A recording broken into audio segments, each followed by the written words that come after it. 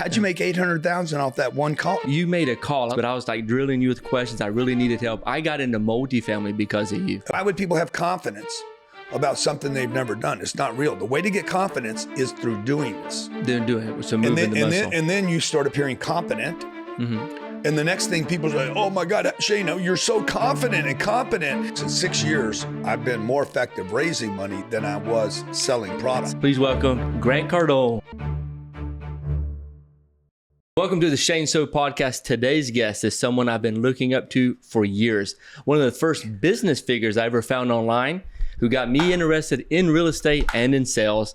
And I did one-on-one coaching with him, and I ended up netting $888,000. And after just 3 months of doing coaching with him, he's built a brand that not only helped entrepreneurs 10x their income, but also inspired people to 10x their lives. He's a businessman, an investor, and a family man.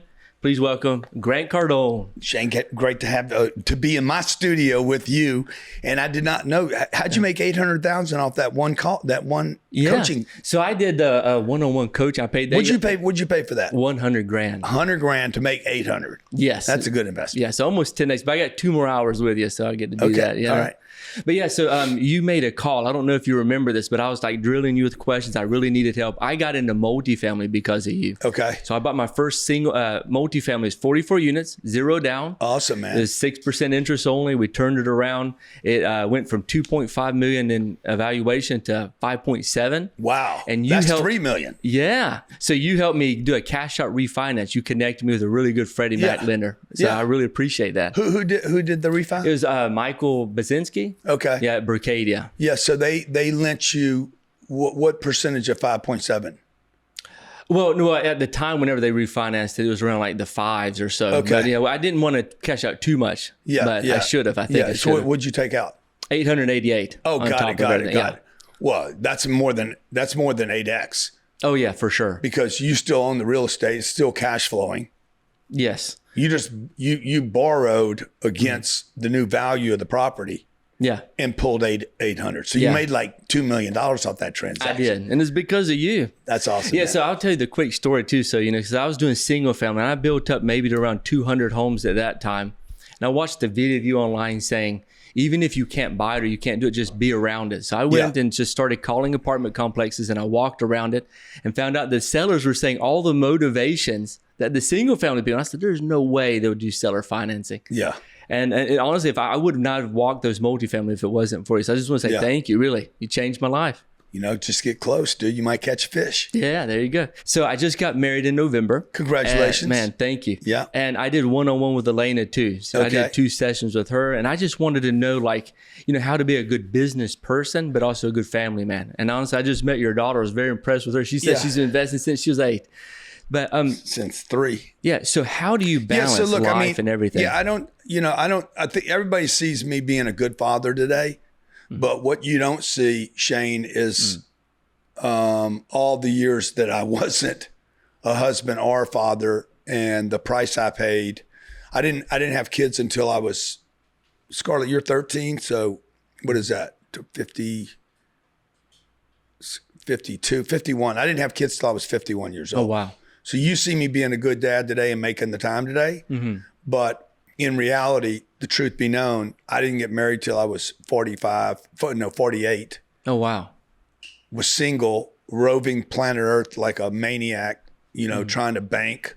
There was no balance, bro. There was no such thing as time balance. And I knew I wouldn't have been a good father then. I knew I couldn't be a good father. I couldn't have been a good husband because I was so focused on my mission, which was to get myself in a financial situation where I could actually possibly one day afford a lifestyle for my family. And, I started in business when I was 20 and didn't seek really committed relationship and family until I was 45. So 25 years, there was no time balance family.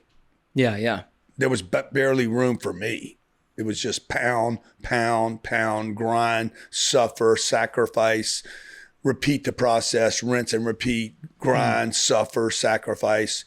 There was no lifestyle. There wasn't planes. There wasn't cars. I wasn't even thinking about my personal health. I'm not recommending this, by the way. This is what I did. Yeah. And it was just grind. There was no reward time. There was no vacations. There was no fun times. There was no golf. And it was just repeat the process, invest the money, repeat the process, go out, act broke, bank the money, invest in properties, go back out into the marketplace, repeat the process. And then one day I looked up and said, okay, now I need to start. Now I need to start rounding out the rest of my life. And moved from La Jolla, California, where I lived at the time, and I was living the Playboy life. Got rid of that lifestyle, moved to LA, met Elena. Elena and I were hooked up together 4 years, married, had a baby coming, transitioned again, sold LA. This is 13 years ago. Got rid of that problem. It was a distraction to what we wanted to do and create in our lives. And for everybody listening, like, I have never made a transition that didn't require me to surrender something. You have to surrender something. So you're in that transition. You got married, you'll have kids, then you'll have to figure out, okay, how do I transition? The last thing I would say on this is the time balance thing requires that you try not to be everything. Like, you can be a father, but you don't need to be the nanny. I like that. That makes sense. Just because you don't change diapers doesn't make you a good dad. Okay. I don't have to change the diapers. Yeah. That is not a requirement for me to be a good dad. Yeah. Well, I have to say, because like you say, your daughter's 13. I think you have another 16. Yeah, that's right. I think you've been a good father from what I've seen over the last 10 years. Because even though prior to that, you wasn't married, you didn't have kids, you hustled heavily. Yeah. But now that you've got a family, you seem like you've 10x or 100x really your business and still. Yeah, I'm a great dad. I can tell. I'm a better dad than I am a husband. 100%. Like, I am just a great dad. I enjoy being a dad. I enjoy spending time with the kids. I'm able to make a transition. We also homeschool, which is awesome. We pulled the kids out of the school system. Oh, that's amazing. That wasn't for them. That was for me. So that when we want to go on a trip, they can roll with me. And I'm not violating some dumb policy at the school system. And they can roll with me, not because they're going to be better educated because they're at home, but because they can roll with us. They can be with us. But that requires vehicles, and financially that requires a big commitment. Yeah, 100%. But you can't be a great dad if you don't have time with your kids. Yes. I mean, if you're sending them off to prison every day, school, and letting strangers raise your children. No offense to any of the parents out there. I'm not giving parental advice. If they're spending 8 hours a day with other people that you don't know what they believe in, don't know what meds they're on. They affect your children more than you do at that point. Exactly, dude. Yeah. They're parenting more than you are. Yeah. So me getting a couple hours with a kid is not gonna balance out whatever they learn from the kids or the parents or the teachers for 8 hours a day. Absolutely. So we were in here looking at your beautiful studio, by the way, and I noticed this picture over here, and it looks like it's your daughter. Is that your dad and your mom as well? Yeah, that's my dad and my mom, yeah. That was actually very touching. So my dad is 84 years old. Wow. Or 85 this year. Wow. And we held our first conference. That's another thing, too, that we're just trying to copy and duplicate what you're doing, copy success. We had over 850 people sign up. We had about half come, though, but we had a good turnout. But it was the first time that my dad came, and we have a picture of him pointing. He was very proud. And this picture, whenever I saw it, I just thought of my family. How do you believe that your mom and dad would feel seeing everything you've accomplished and also seeing how your daughters have turned out? Well, they never met, right? So my dad died when I was 10. My mom died when Sabrina was born, 5 days after Sabrina was born, 2 years before Scarlett. And so my mom or my dad never really met my kids. So somebody did that photo. I don't know who did that. I love it. Yeah. Because it represents someone with family, but like, how do you think that they would feel? Yeah, they honestly would feel, dude, like my dad would be, he would love these kids so much. He would be so fascinated by them. My dad would be so proud of the life I've created for myself. He wouldn't believe it. And then my mom, Shane, she would be like, yeah, you don't need all this stuff. This is not necessary. Like, none of this would impress her, right? She'd be like the plane and she probably wouldn't come to the big events. I remember the last time I asked her to, it was my 50th birthday party, and we were releasing the book Sell to Survive. It was the first book I wrote. I wrote it in 3 hours. It's now called Sell or Be Sold. And I invited her to Los Angeles for the book party. We were doing a book release and a party, birthday party. And she's like, I ain't coming to that. That ain't no birthday party. That's a damn marketing event. That's business you doing. Yeah. So my mom would not have been, she would love the kids, the girls, right? But my dad would have been like fascinated with them. Yeah. Like he would have been just like over the moon with them. My mom too, but they were just different personalities. I mean, the life that we've created, they would not be real to either one of them. But they would be very proud of what we've created. Yeah. I don't know. That just pictures just really hit home to me when we came in.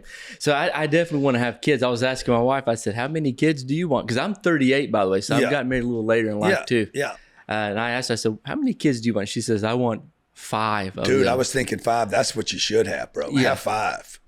Yeah. So do you wish you had more kids? Is that what you're saying, basically? Bro. I wish I had some Muslim influence in my life, so I'd have 5 or 6 or 7 or 8 kids. Yeah. It's a big regret I have. I have 2, probably 3 big regrets in my life. One is I didn't serve in the military. I wish I'd have served a couple of years at least. That's amazing. Yeah. 2, I wish I'd have had more kids. Not necessarily boys. They could have been all girls. It wouldn't matter to me. Like, I wish I would have had more kids. Yes. And then when I say that, I'm like, I did pretty good with these 2. Maybe a third one would have taken me over the edge. Well, you got the dog now too. I see that. The dog. I wish I didn't have the dog actually. So if the dog didn't yap the way it does, Elena lied to me about the dog. Oh, really? How's She's that? like, oh my God, I found this great dog. This dog is perfect. And the dog doesn't yap. And I'm like, Yeah. She's like, it doesn't yap, it doesn't bark. I said, you're telling me the dog does not yap or bark? She's like, yeah. I said, good, bring him home. Fucking dog's known to be a yapper. Okay. They're one of the worst things about these dogs, whatever they're called. What are they called, Scarlett? Multi-poo. A multi-poo? Multi-poo is that they should be called multi-yap. Yappers. But the third regret I have is what was the third? Oh yeah. The third one, bro. The third one's brutal. Is just thinking too small my whole life. Yeah, that's what I don't want to get into. And honestly, I'm from Atlanta, Georgia, and there's some business going there, but it's hard for me to be able to get around people that are like thinking as high level as you guys. So I find myself like traveling to California, coming here, going to a lot of networking events. Yeah. So what was the most important thing to you about doing events? Was it because of the connection with the speakers, at the same time helping people? Like, what was the reason why you started doing events? Well, the reason we did them in the beginning and the reason we do them now are completely different. You know, in the beginning, it was like, okay, I needed a place where I could sell my products, period. Like, let's just keep it real. Like I was there, I'm 35 years old, 40 years old. I've been doing events since I was 31. And I was doing those events. I was doing 8 events a month, 8 hours long. No, I was doing 4. I was doing 4 a week. 3 weeks in a month. So that's 12 of those. I was traveling another 8 days a month. I was 20 days on the road every day, every week, from 31 till I was 45 years old. I was never home. I was out on the road sometimes 250 days a year without coming home. I would stay in Chicago on a Friday night because Sunday to Monday, I would be having to go to Minneapolis. So I'm like, rather than going back to San Diego where I lived, I'd just stay there and stay on the road. And so back then it was to get my name known and to make money, period. That was the reason.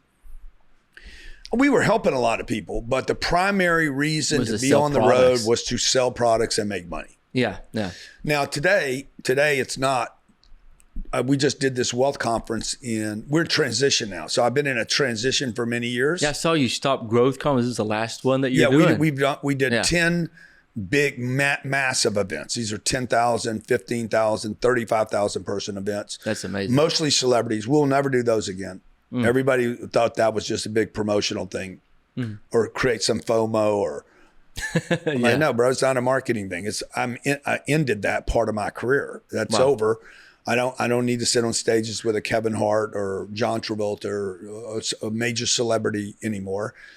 So it's the not wealth what con's I'm more interested in tactical doing. now? Huh? So the wealth con. So then we started doing, we just did our second wealth conference. It's about finances, financial planning, taxes, tax structures, because we're going to shift the brand into being about more of a bank or an institution. And so the reason we do those today is because I want to bring in people.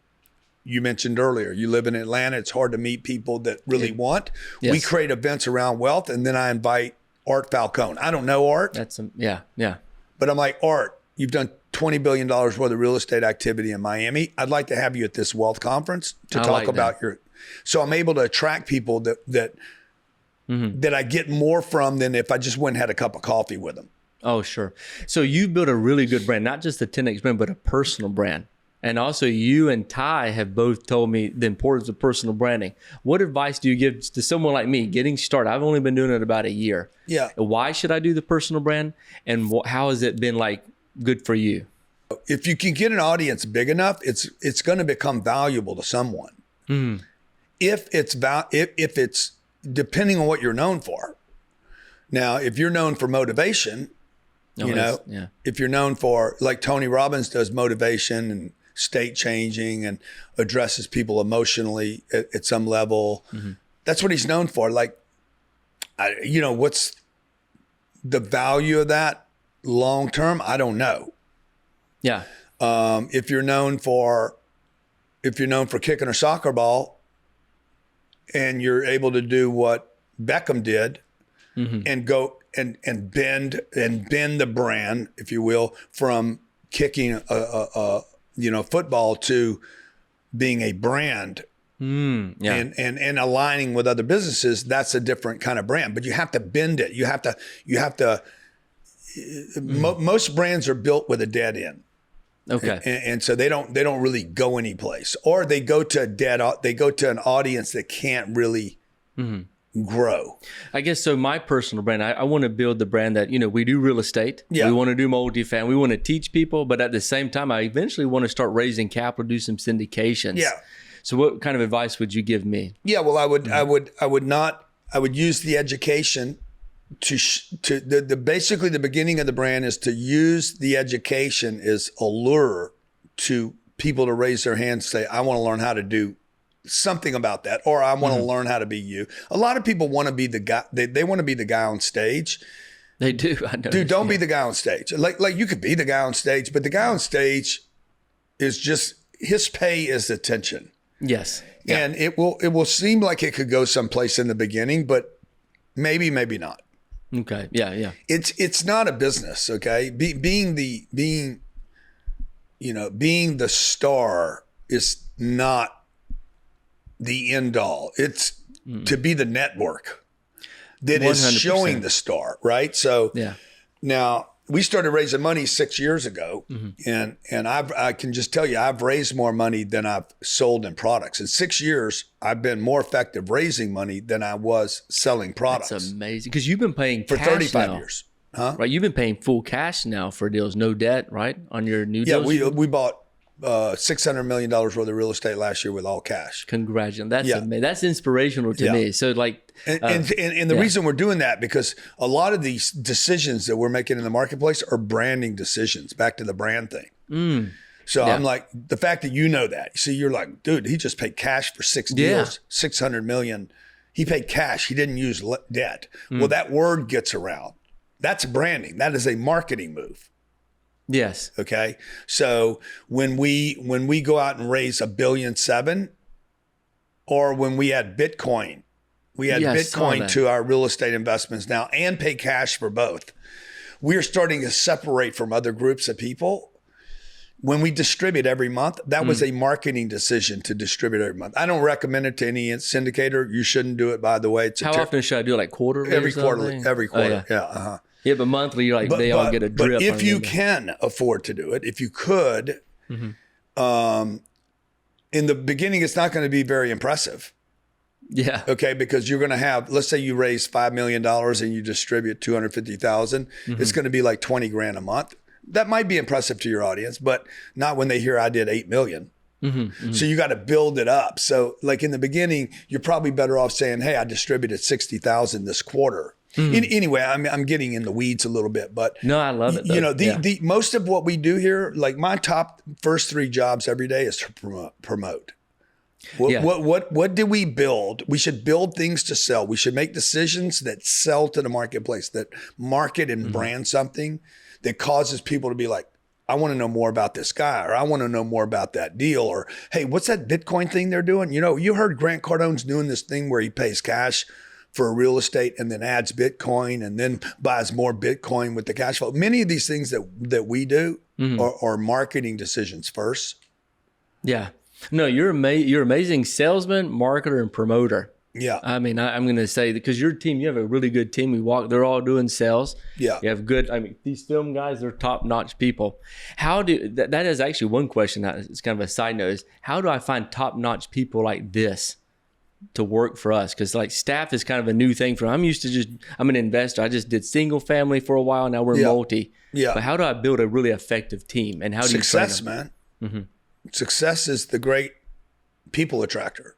And attracts them in. It attracts people that want to, hey, I want to be part of that thing, you know, like people want to be part of something successful. Yes. And it's easy. Once you get successful, it's easy to recruit people. So look, success is so underrated in this country. It's unbelievable. Like, I don't know why people don't get it, bro. Success is the ultimate. It's either drama or success. So the problem with drama, though, it attracts the wrong people. It attracts drama bonders. Yeah, more views you get with drama or kind of like you get a lot of views, like clickbaiters, people that clickbait me. You know, you see the clickbait. Grant Cardone is this. Grant Cardone is that. Grant Cardone's thing. Grant Cardone's going bankrupt. Grant Cardone's, but dude, it's going to get a bunch of views, but it never converts. That's what these dumbasses don't understand. They don't convert because the guy came for drama. He didn't come to get something of value. He came to get drama. And because his appetite is for drama, he's going to move from this video, maybe comment, he might, to go to more drama. And that's why they don't convert. But it looks like it's going to do something. Yeah. Oh, that makes sense. So what you want to do is you want to have a more quality audience that moves to, like I posted something. It's not always about views. Like I did a couple. I use X a lot. Yeah, us too. And let me just see here. Yeah, I don't know how you do with all the hate. So I do want to ask you about that in a bit, sure. Because I can only imagine. Because hate is just a.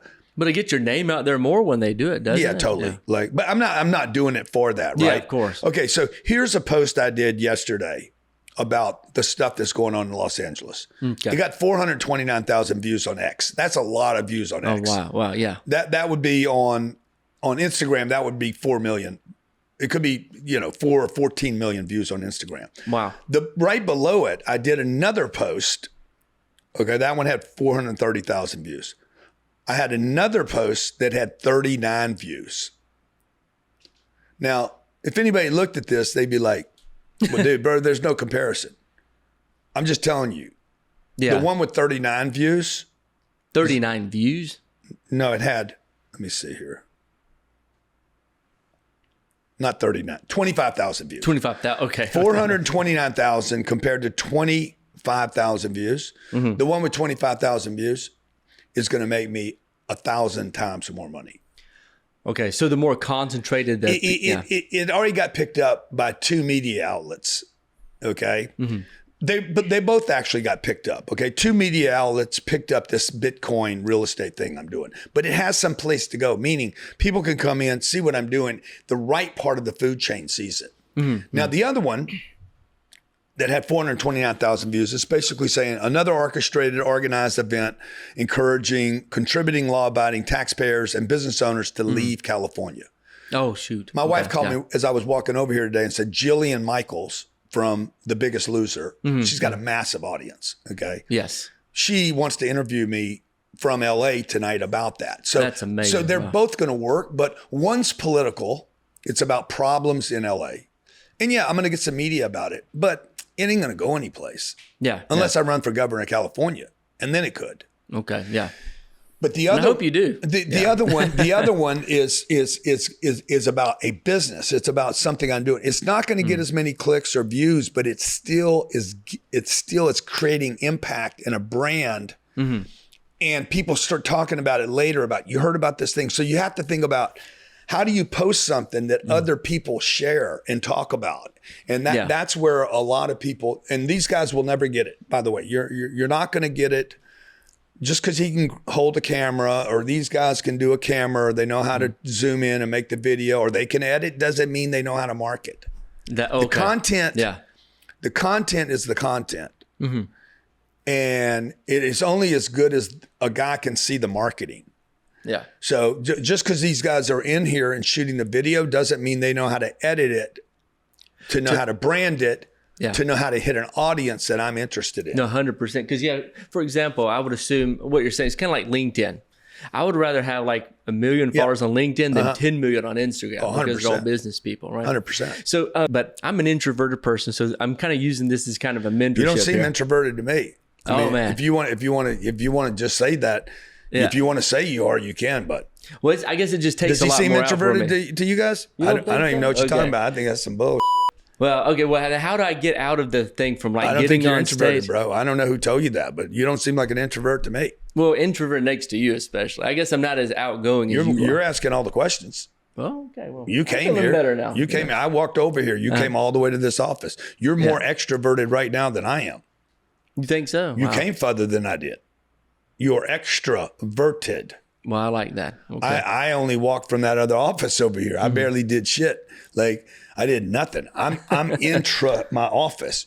You're outside of my office, in my office now. So I don't even believe the introvert extrovert thing. I think all these labels were completely made up to deceive people of their true potential. There's no ADD, there's no ADHD, there's no bipolar, there's no even the depressed. I'm depressed. Okay, good. If I light your chair on fire, you won't be depressed. You'll be focused on getting, putting the fire off your ass.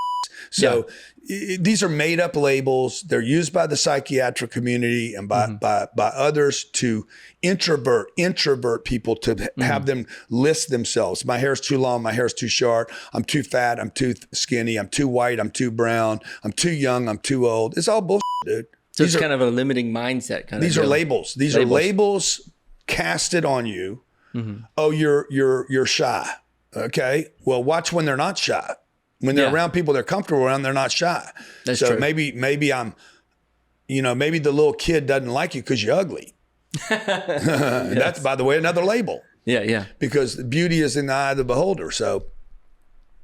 Okay. Well, I like that. Okay. I don't think you're an introvert, bro. You don't think so? Okay. Not even. Well, I guess I want to get more comfortable. I think you can keep saying that to your audience because maybe it pulls in those people that also think they're introverts and makes them trust you more. Well, maybe I'm just not comfortable. Like when I was getting on stage, I'm like, oh man, I just hate public speaking. Bro, I guess it's just one of those things. Everybody hates anything they've never done before. They don't like as much as when they do it more than once. Yeah. The better you're at something, the more you like it. If you don't know what you're doing, you're not gonna be confident about what you're doing.